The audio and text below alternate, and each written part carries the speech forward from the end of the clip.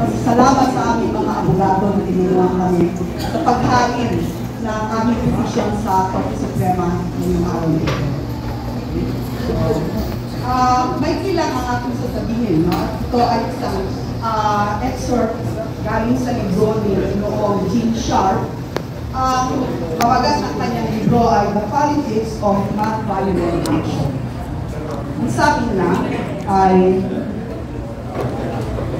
withholding compliance is key to bringing down any regime. Tactical disruptions of the normal functioning of the system can place immense pressure on dictators. Once the perception of invincibility is removed, such regimes rapidly disintegrate. Mga kababayan, today, tayo ay nagkaroon ng non-compliance. Hindi natin ibinigay sa kanila ang gusto nilang gawin natin. At sa pamamagitan niyan ay isang pasimula ito sa pagbabago. Yun lamang po.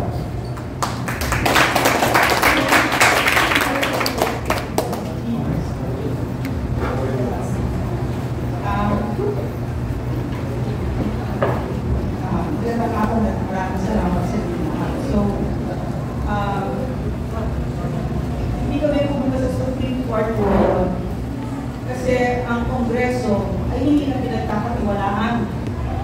We have watched in horror all these months, all this arrogant overreach and abuse of power, legislative and authoritarian power by the House of Representatives.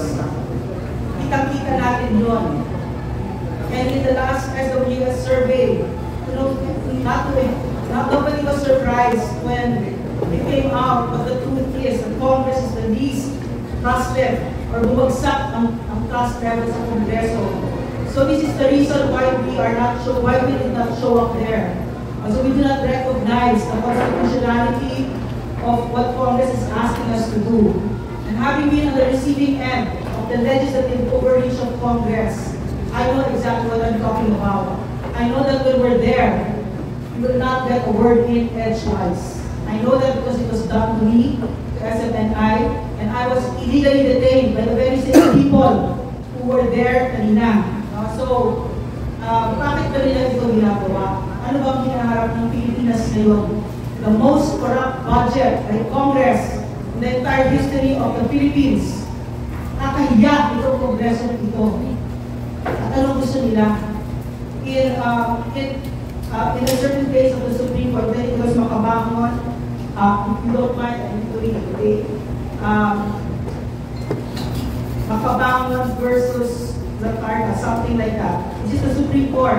The Supreme Court recognizes that free speech empowers the citizens in exacting accountability from public officers.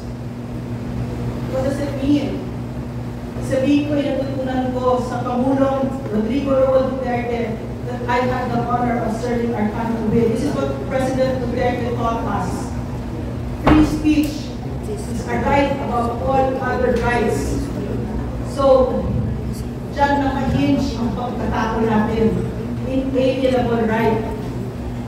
Kahit na napanganak ka na walang ilog, walang paa, walang kamay, andyan pa rin ang karapatan mo na yan. Hindi pwedeng nakawin sa iyo, hindi pwedeng tanggalin sa inyo. So katulad ng sinabi ni Elmer Eby, tumutunod kami sa Supreme Court, the last bastion of democracy. Kasi ano ang sinabi ng mensahe ng Marcos administration? Wala nang pupuntahan ang Pilipino. Wala na kami pwedeng puntahan. Nandyan din ako sa Davao nung nangyari yung KOJC siege. So nakita ko fully armed, ilan yung libo-libo ng mga police to serve a warrant of arrest on one man. Naramdaman ko yung abuso ng gobyerno ito. At yung ginagawa kayo ng Kongreso ng TRICOM na yan ay napakadelikado. Tinatanggalan tayo at pinubusalan tayo at hindi tayo dapat pumayag dyan. And I'm sorry to tell the people, the members of the TRICOM, that you are very weak. You powerful. I look at you and you make me laugh. Your arrogance makes me laugh. You think you are so powerful and you think you are untouchable. But we will teach you. The Filipino people will teach you where your power comes from. Mga kababayan, ipinapakita, napakaganda ng mga ito sa Kongreso ngayon kung sino ang mga hindi dapat bibigyan ng tiwala dahil mga abusado at hindi marunong gumamit ng poder nila. Huwag ninyo silang bobotohin. Tanggalin natin ang karapatan na yan. Tanggalin natin ang kapangyarihan na yan sa kanila. Mga abusado sila. This freedom of expression, this is the bloodline of a democracy. Huwag ninyong isusurrender yan. At ano ba yung itinuro ni President Duterte sa atin? Ang itinuro niya, my favorite quote of President Duterte, hindi kayo special. Mga trabahante lang kayo sa gobyerno. Kami ang nagpapasweldo sa inyo. So we are recalibrating that relationship right now. Pinapaalala natin sa mga opisyal natin sa gobyerno that this is a government of the people, by the people, for the people. Alalahanin ninyo yan. And the people in Congress right now who think you are untouchable and that you are so powerful and that you are so drunk with power, you are very weak. Because you need to threaten, you need to humiliate, you need to oppress and violate our rights in order for us to go to you. Unlike President Duterte, we spend out of pocket to be with him. We follow him. We obey him, we respect him because he has earned our trust. You know why? Because hindi siya abusado. Totoong nagsilbi sa Pilipino si President Rodrigo Roa Duterte. He is a very strong leader na hindi na kailangan ang tsapa, hindi na kailangan ang titulo. Nakuha niya ang pagmamahal at respeto ng Pilipino dahil hindi siya nagnakaw.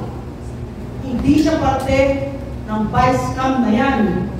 Hindi siya parte ng pinaka-corrupt na budget sa Pilipino na ninanakawan nyo ang pinakamahihirap na Pilipino. Corruption kills. Ang dami na ninyong pinatay.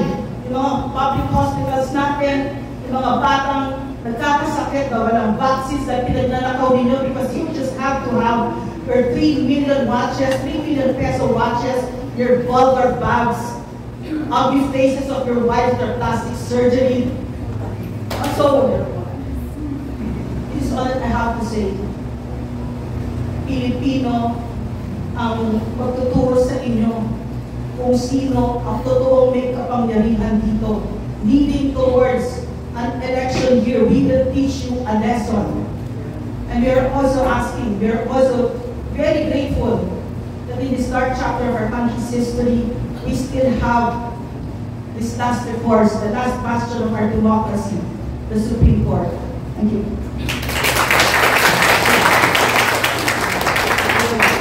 Yes,